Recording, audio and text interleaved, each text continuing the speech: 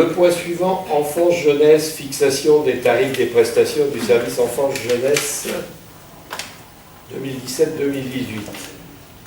Lionel, tu veux te charger de la présentation ou Martine? Ou je m'en charge? N'importe.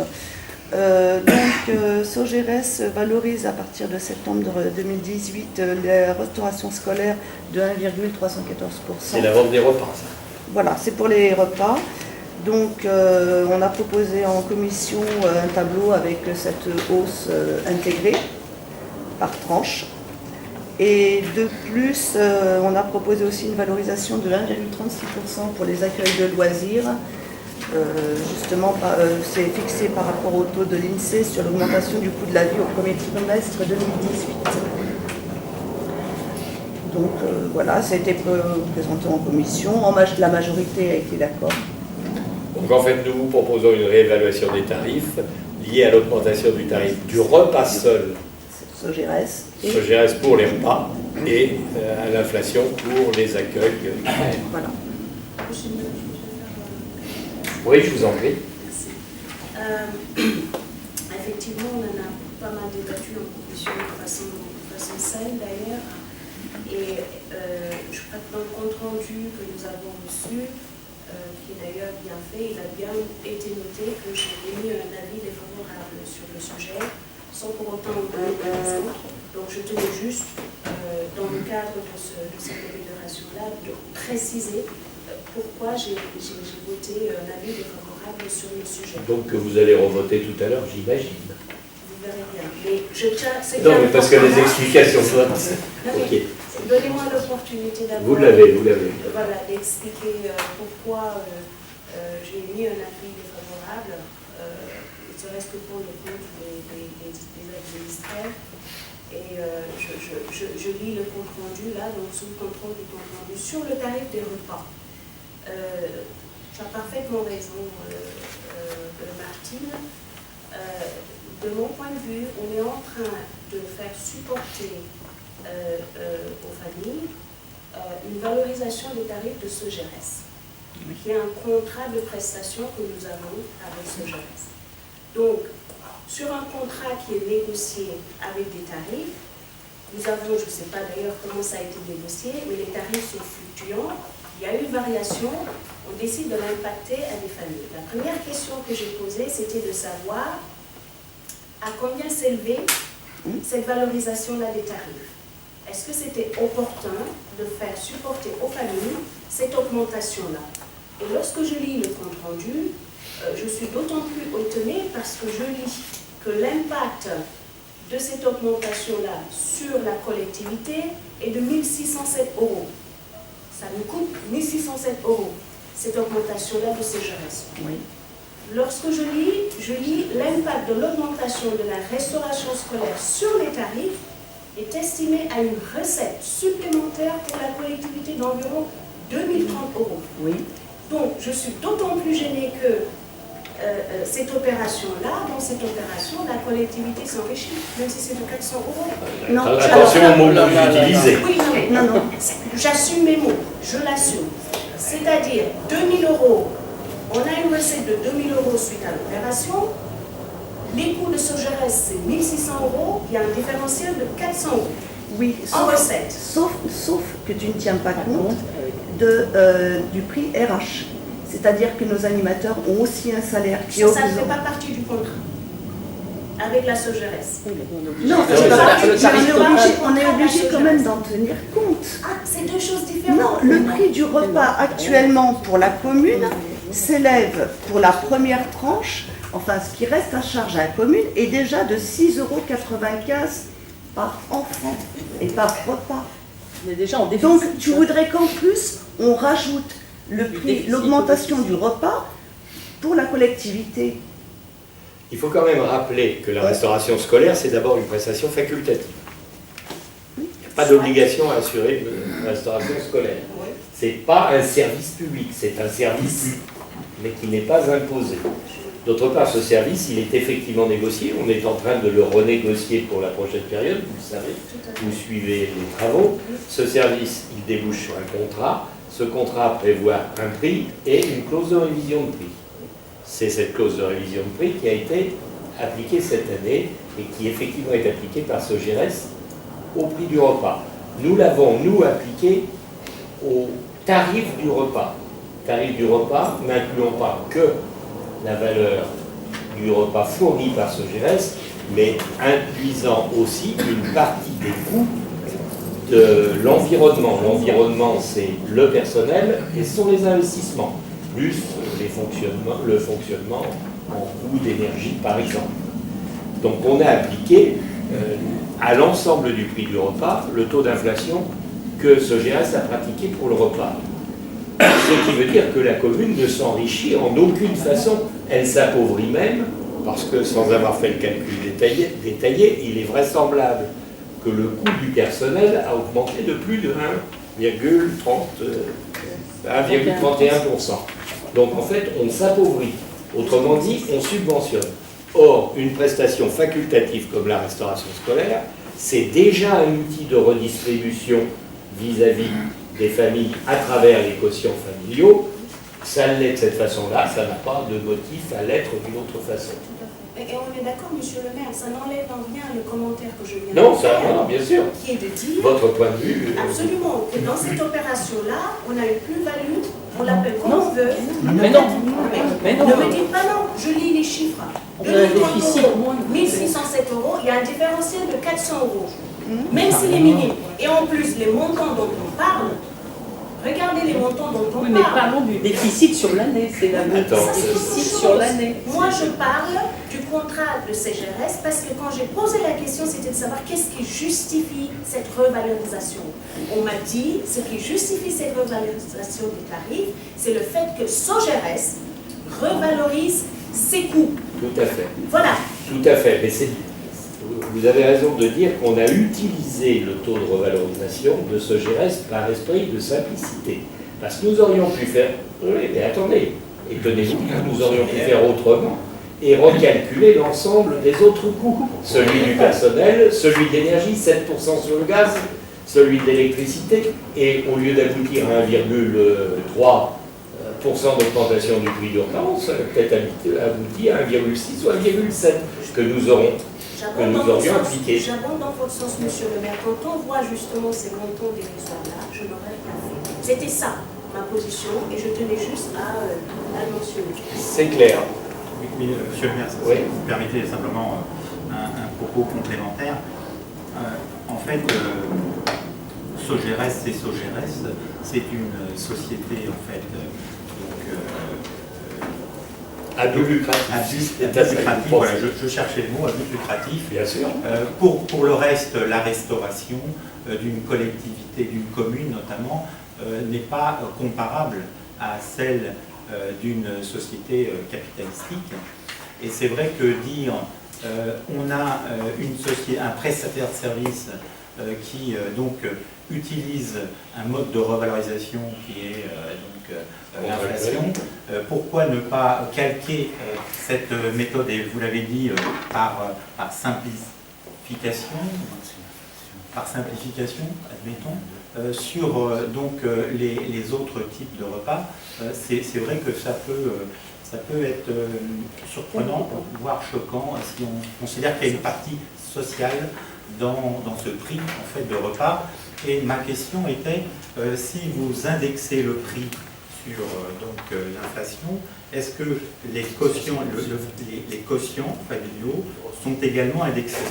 Parce que sinon, il y a un effet, en fait, un effet de seuil qui fait que certaines familles, en réalité, vont avec cette indexation, on peut imaginer qu'effectivement il y ait une indexation des salaires, cette indexation des salaires va en fait les emmener sur une tranche supérieure, et donc ils auront la double peine, ils auront et l'augmentation d'un 36 et l'effet de seuil.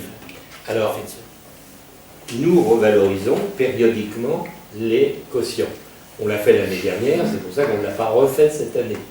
Mais c'est une opération qui s'effectue périodiquement et nous surveillons.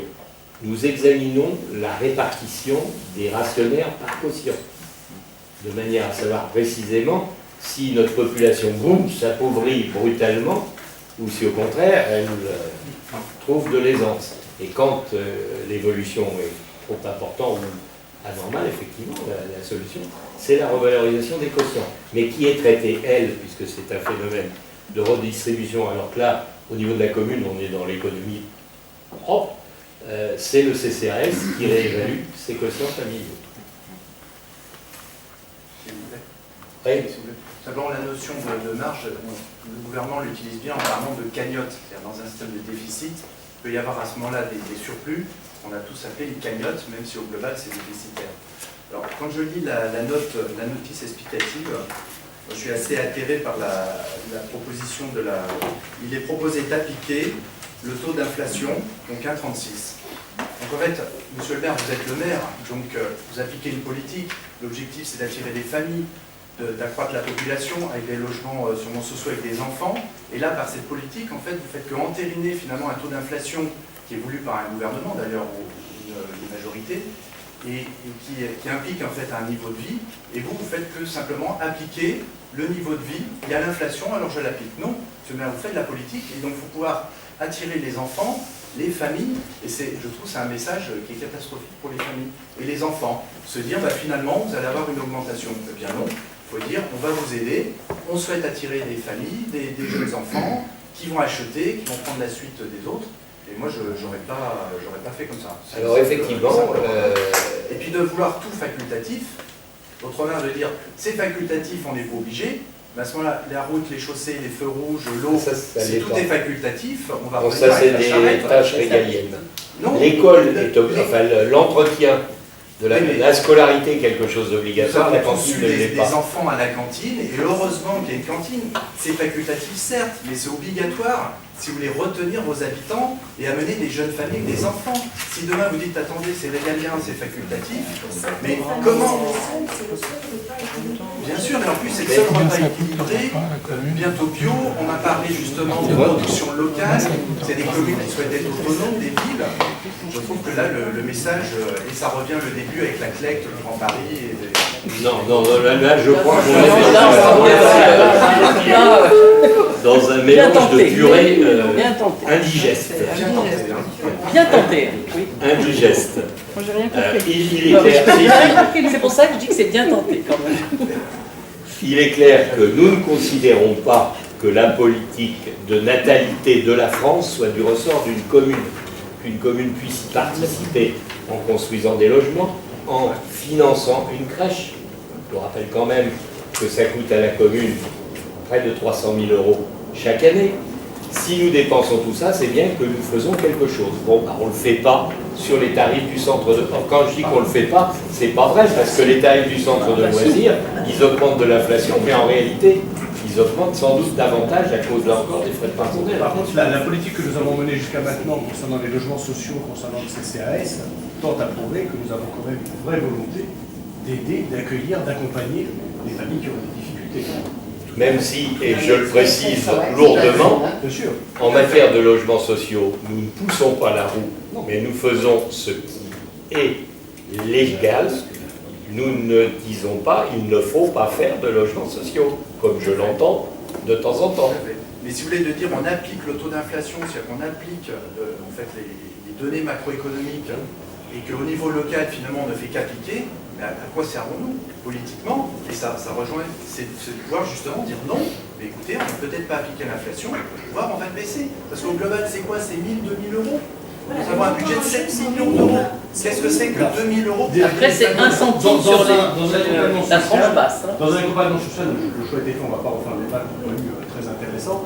Le choix a été fait d'un moment de réappliquer cette inflation pour pouvoir, c'est un pari, on parlait de politique, c'est un pari, de pouvoir permettre à ceux qui pourraient subvenir à ces 0,08% d'augmentation de le faire, et ce qui dégagerait effectivement de quoi pouvoir aider à travers le CCAS, à travers ceux qui auraient des difficultés à pouvoir survenir à cette augmentation de 0,8%. C'est ce qui se fait régulièrement. C'est ce qui se fait. Donc c'est un système de vase communicant.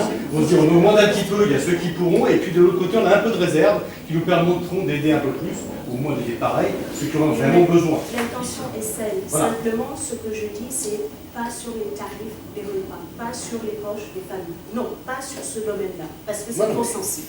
C'est tout. Bon. Il en sera ainsi précisé au compte-rendu. Je vous propose de mettre en voie ces nouveaux tarifs.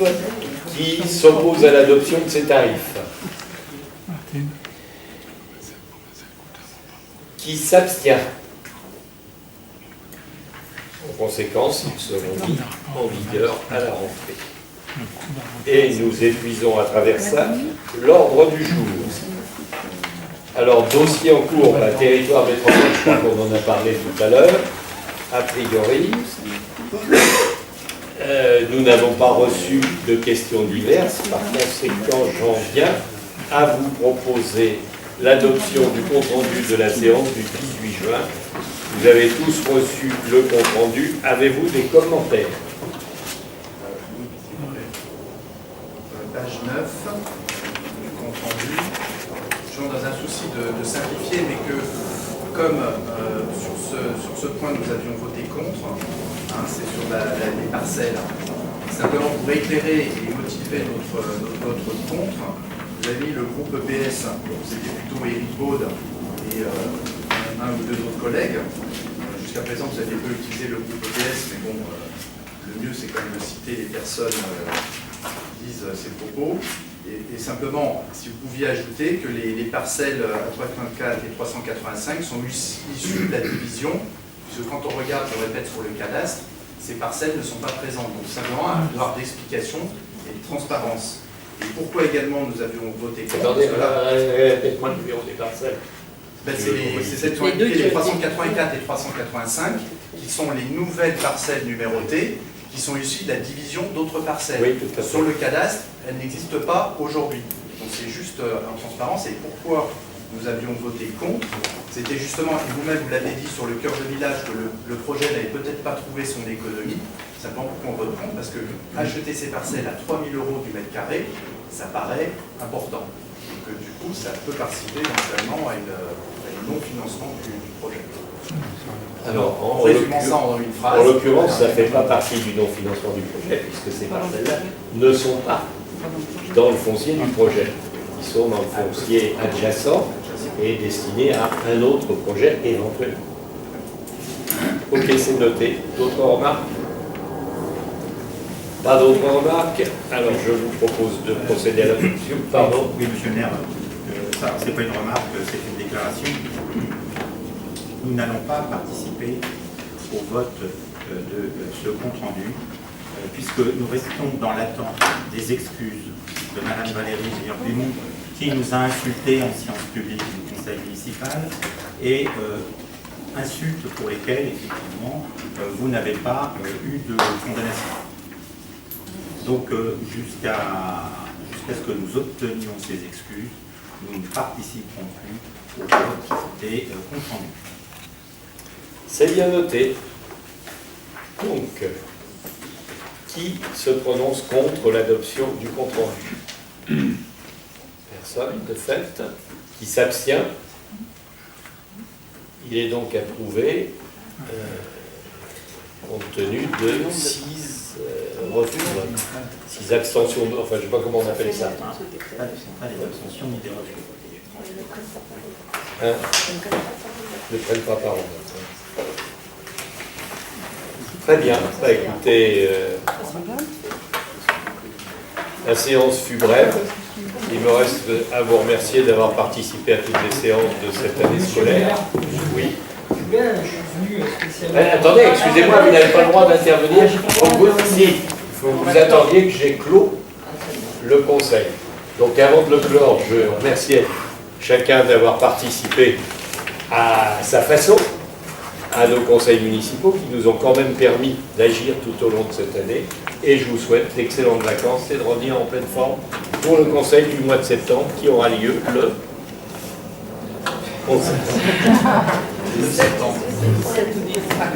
17-18 septembre. Merci et le conseil est clos.